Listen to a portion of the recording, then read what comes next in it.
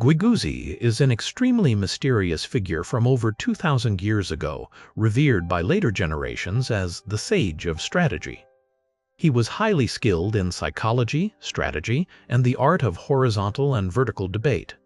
In modern terms, he was a psychologist, strategist, and negotiation expert. Most people would never guess that according to data from Forbes, the net worth of American billionaires has increased by 62% from March 2020 to now. For example, Elon Musk's wealth has increased by an additional $269 billion, a rise of over 100%. In stark contrast, the real wage growth for American workers has been only about 10%. This phenomenon reveals a harsh truth in today's society. The rich are getting richer, while the poor are getting poorer. Today, we will discuss the Matthew effect. This effect has existed for a long time. Over 2,000 years ago, the ancient sage Lao Tzu in the Tao Te Ching said, "The way of heaven takes from the surplus and gives to the lacking. The way of man takes from the lacking and gives to the surplus." In other words, nature balances itself by taking from the excess to help the deficient. But in human society, we often take from the poor to enrich the already wealthy. If we look around, we can see that in this era, the rich, even without working daily, own many luxury cars in their garages and are always accompanied by beautiful people. They can freely enjoy life and do whatever they please, and their wealth continues to grow. On the other hand, most poor people, despite working hard every day, cannot escape poverty. They spend their entire days working hard to make a living, yet cannot accumulate wealth. The harder they work, the poorer they become. The gap between rich and poor is widening. The rich grow richer, while the poor, no matter how hard they try, struggle daily with basic survival. This is the reality we call the Matthew effect, the growing inequality between rich and poor. Where does the Matthew effect come from? The Matthew effect describes how the strong become stronger. It is named after a parable in the Gospel of Matthew, a book in the New Testament of the Bible. The story goes like this. Long ago, a king was preparing to go on a journey. Before leaving, he entrusted 3 servants with 1 silver coin each and told them to use the money to trade and do business. When the king returned, the first servant said, "Master, you gave me 1 coin. I have earned 10 more." The king rewarded him with 10 cities. The second servant reported, "Master, you gave me 1 coin. I have earned 5 more." The king rewarded him with 5 cities. The third servant said, "Master, you gave me 1 coin. I wrapped it in a cloth, afraid of losing it, so I did not use it." The king ordered the third servant's coin to be taken and given to the first servant. He said, "To those who have, more will be given, and they will have an abundance. From those who have nothing, even what little they have will be taken away." This is the Matthew effect phenomenon, where the strong get stronger and the weak get weaker. When applied to society, the Matthew effect is clearly seen in how those at the top of the food chain dominate, and polarization grows larger. The rich get richer, the poor get poorer, and the children of the rich remain rich, while the children of the poor remain poor. This is not simply a difference in opportunity or education. This gap is like a 3-layer prison built by material foundation, mindset, financial awareness, personal ability, choices, and luck, almost impossible to break. The first layer of this prison is scarcity mindset. The poorer a person is, the more likely they are to be affected by a scarcity mindset. What is a scarcity mindset? It is when the less a person has of something, the more they focus on it. For example, someone with limited financial means often pays more attention to whether they can buy cheaper food. They might willingly travel several extra miles or transfer buses multiple times just to save a small amount. But in the end, the value of the time they waste is far greater than the money they saved. Economist Nathan said that a person's vision is narrowed by scarcity, like looking through a narrow tube and seeing only one leaf in a vast landscape. In other words, the scarcity mindset makes a poor person's thinking rigid. Poverty itself is not scary. What is scary is the fixed mindset caused by scarcity. Mullainathan also introduced the concept of bandwidth, the mental capacity and processing power of the human mind. If this bandwidth is constantly filled by the stress of scarcity, it reduces a person's cognitive and self-control abilities, trapping them in a fixed loop. People living in long-term scarcity have their mental bandwidth consumed by scarcity, weakening their judgment and awareness. They focus only on immediate problems and have no bandwidth left to think about long-term investment or development. In other words, the poorer a person is, the slower and more limited their thinking becomes. In the mindset of the poor, to eat, they must earn money quickly, usually by selling labor and time. Then, their work consumes so much energy and time that after work they only want to rest. They have almost no time to learn or improve. They never think about long-term issues. The world of the poor consists only of immediate concerns. No big dreams, and so the poor remain poor. The famous American author Barbara Ehrenreich once conducted a social experiment to complete her book Nickel and Dimed on not getting by in America. She gave up all her previous resources and connections, took only $1,000 and lived among the lowest class in society to survive. She took on multiple low-paying jobs, lived in a remote suburb, spent hours commuting, and could only afford cheap fast food. She had almost no time to improve herself. To cope with rising rent and living costs, she had to take on even more jobs. Despite her best efforts, she could not change her situation. If she had enough financial support, she would have free time to plan for her future. Scarcity mindset causes people to focus only on solving immediate problems, ignoring future ones, and eventually paying double the price later. This is the first prison that traps the poor. By the way, we would like to announce our new channel, Grow Wealth, dedicated to topics of wealth mindset, career development, building prosperity, and everything related to money and assets. The channel information is in the description below. We hope for your continued support. The second prison is the family of origin. The family of origin is the starting point of every person's life. The material foundation provided by one's family directly creates the wealth gap. The documentary Out of the Way followed the lives of 3 children from different social classes over 6 years. For example, Yuan Han, from a wealthy family, even though he temporarily dropped out of school to start a business, still had the chance to study abroad in Germany. Thanks to his family's wealth, he lived a comfortable and confident life, freely walking the streets of Germany or Beijing. His life was full of light. Eventually, he returned to China, started a business, and became a CEO. In contrast, poor children like Su Jie, burdened with family responsibilities, started working early to earn money, then bought a house, got married, and lived the life of a working-class person. Ma Bai Quan, a girl from a mountain village in Gansu province, had only one dream: to go to school. When Ma Bai Quan arrived in town, she realized she could not keep up with her peers' learning pace. At age 16, she married. The final image of Ma Bai Quan in the documentary is her leaning against a wall, chatting with pregnant women of similar age in the village. A harsh truth is that the salary employers offer for a job is often not directly related to the real value of the work. Sometimes the salary is only related to the cost of training talent and the scarcity of skilled people. The value of the work has only an indirect relationship. The rich have strong backing, the poor stand alone.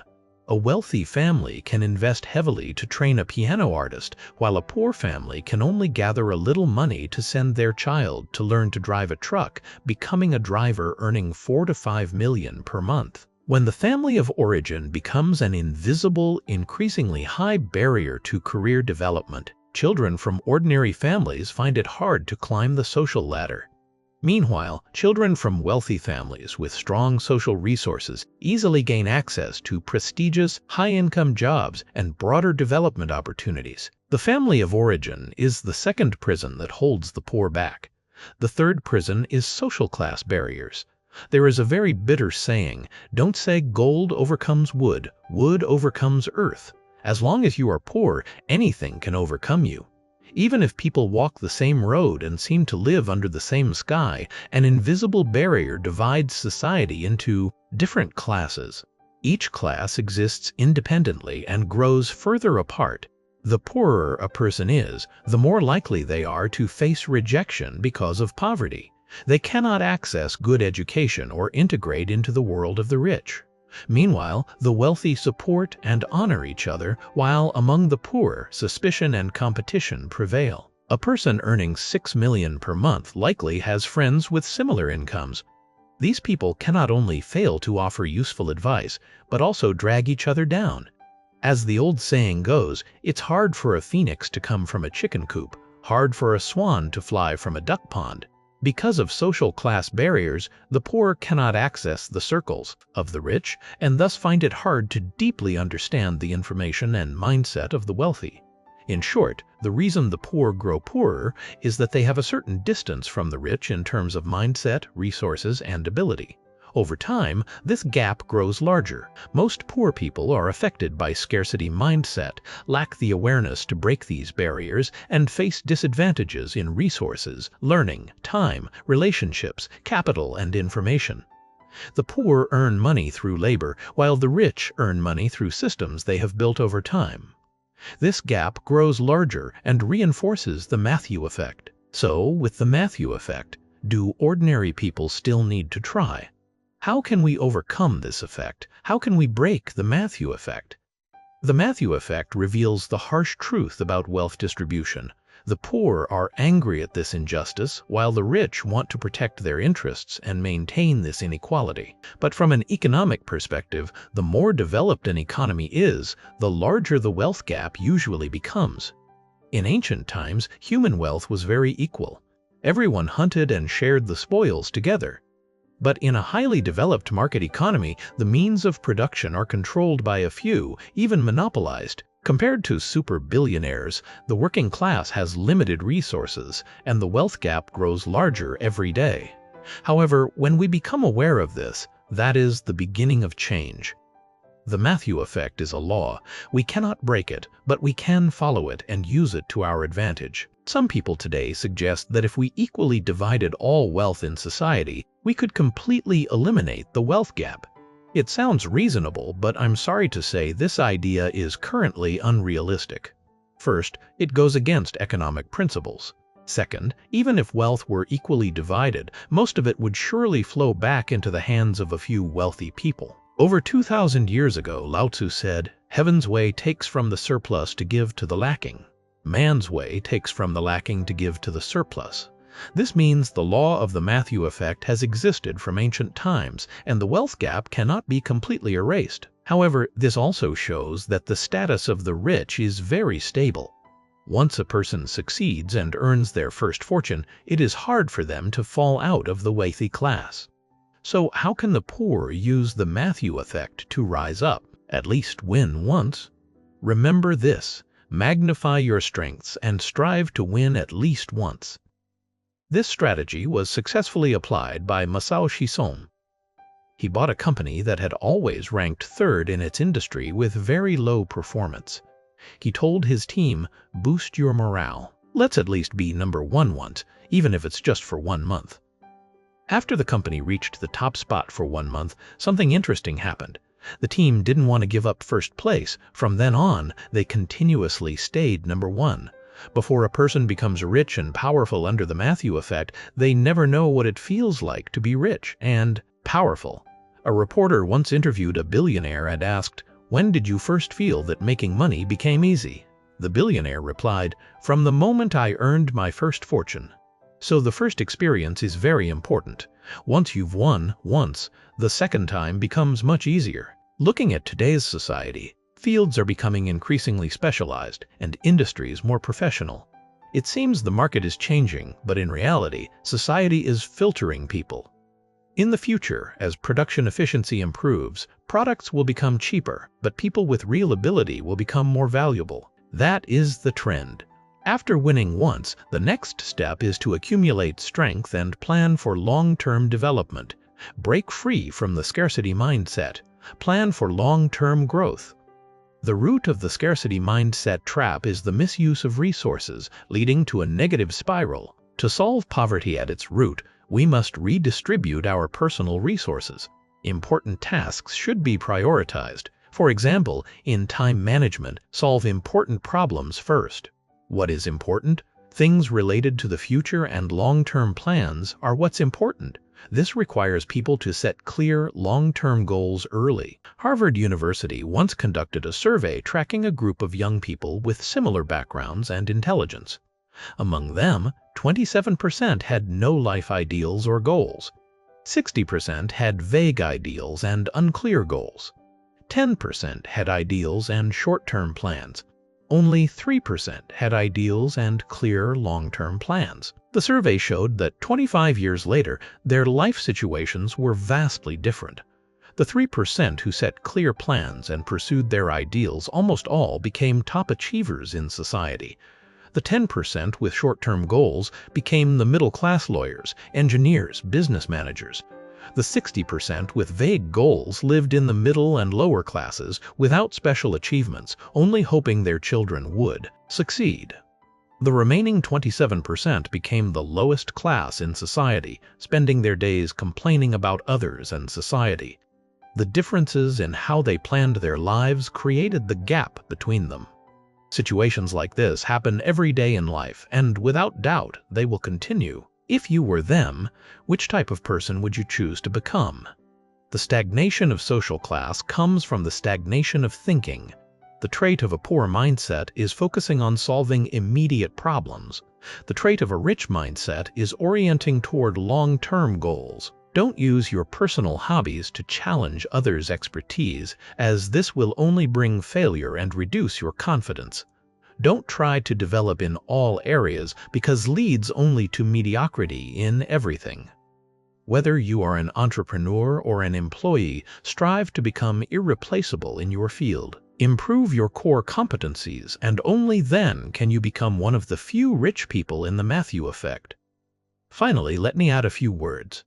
The Matthew effect is like a wall separating the poor and the rich in two rooms.